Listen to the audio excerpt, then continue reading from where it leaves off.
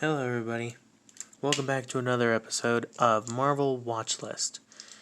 This is episode... I don't remember, I want to say episode 10, maybe 11? I don't know. I don't remember, I'll figure it out once we get here. In this episode, we're only going to be talking about Shang-Chi, and I think I have a new idea and format for how I want to do these videos. With if it's a huge enough topic, I'll have an entire episode dedicated to that one specific thing. But if it's small enough where I could fit it into a video where I could put a bunch of different things into one video, then I'll just talk about them all like that. But this movie, oh my goodness, I think it's not Shang-Chi, it's Shang-Chi. Shang-Chi and the Legend of the Ten Rings. It is...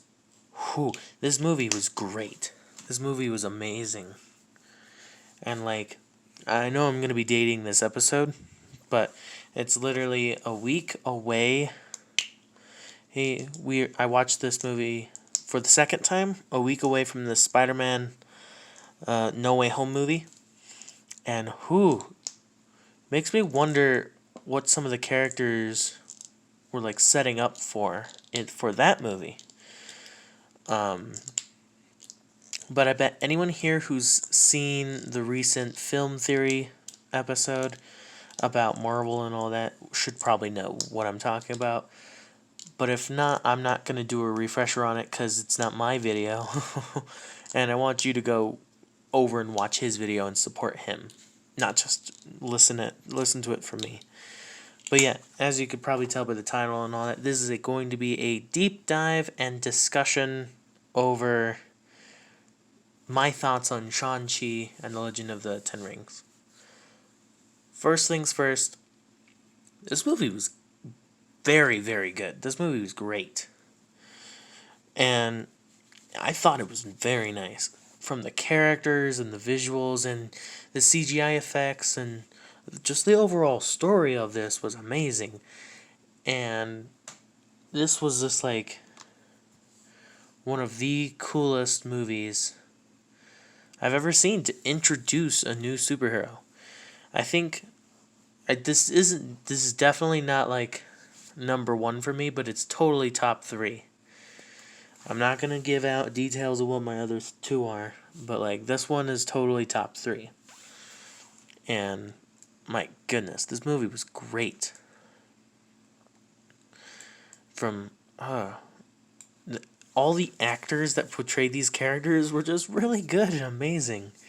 And I could tell from what they were saying on social media and everything that they enjoyed being on this movie, or being in this movie, I should say, and helping it become a reality. And my goodness, was this movie good. Holy crap. Okay, now here we go into spoiler territory. So if you haven't watched this movie, just end the video right now. Or, wait, not yet. Let's actually do my personal thing, where I put it at. I think that's too small. I'm going to put it right here. In the best corner. Because this movie was pretty damn good. It was very good. It was so good, in fact, that it's probably one of the best Phase 4 Marvel movies so far. But then again, the competition hasn't been that good because of Black Widow and Eternals. Now, Black Widow, don't get me wrong, wasn't a bad movie, but it wasn't the best movie. But I really did like the idea of the family being involved and seeing all these new characters being added with Black Widow, and that was very nice. Same with Shang-Chi, but Shang-Chi just did it better. Okay, again, spoiler warning. Here we go. Woohoo! Okay, I got the official... well, I don't know if this is official or not, but this is the Marvel database. I'll leave a link to it in the... Whoops. Oh, yeah, that's not bright at all. Here. Let's go here, and then... don't know if guys could see that too well. My phone is severely broken, so I could barely tell what's on the screen. So if it's bad quality, I'm very sorry. But anyway, we're on the Marvel Database website here, looking at the movie and like what it's about. Characters, first off, Shang-Chi. Amazing dude. Uh, we got his best friend, or actually, I don't even need to click. The posters are down here. Okay, so we got Shang-Chi, right? Very cool guy. Very cool actor. I'm gonna turn it up a little. There we go. Can you guys see that better? I think you can. But yeah, I also gotta kind of do this discussion fast. He was an amazing character. He was the son of Wu, this guy, who people think is called the Mandarin, but he hates the name Mandarin, so he's not called the Mandarin. Mandarin, in fact, was this guy, Trevor. But yeah, very, very nice movie. Okay, I'm just going to leave this picture up while I talk about it. But this movie was great. It wasn't just a martial arts movie of introducing a new character and his family, his best friend, some new villains that we saw. Death Dealer, may he rest in peace. He was done really dirty, being killed off so early by Soul Eaters. That was funny. But also, holy crap, they kind of missed an opportunity with that character. But we still got Razor Fist, so we could see where he goes. This movie, not only was it a martial arts movie, it was a movie about family. And it really made me and my sister sympathize with the villain, who, the overarching villain was this giant tentacle monster. I think his name, he was Dweller of Evil, I think? I may have gotten that totally wrong. What is his name? Dweller in Darkness. There's a good picture of what he looks like. You guys can't see that. There you go. That's too bright. Okay. I'm very sorry for that. But he's a very scary tentacle monster. Whoopsie. I'm going to leave that picture. But, yeah. It was just like... having the dragon fight at the very end was very weird to me. Because it was a martial arts movie. But anyway, going back to what I was saying before.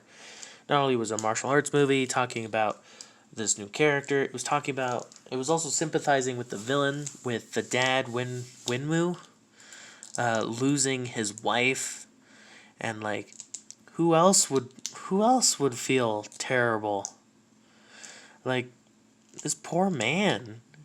He had his entire life set up to live with his family and everything. And his past, with his problems and all that, caught up to him and ended up killing his wife.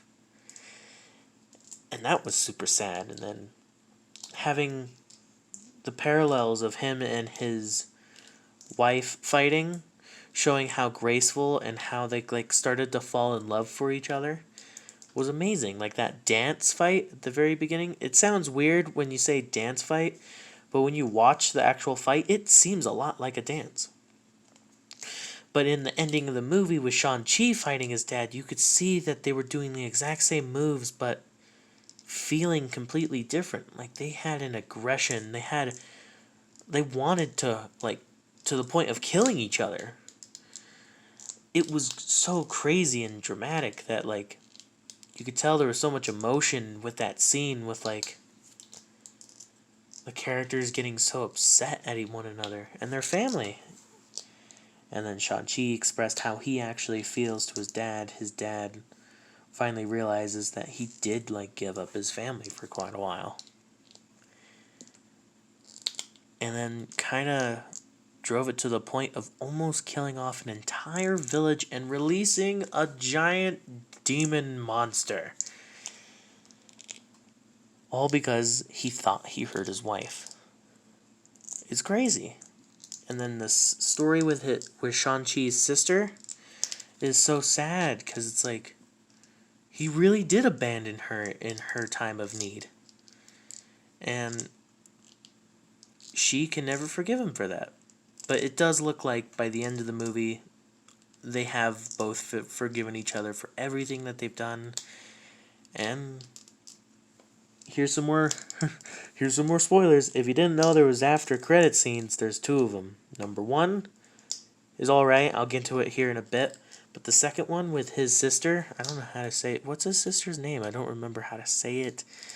I'm terrible with pronouncing people's names.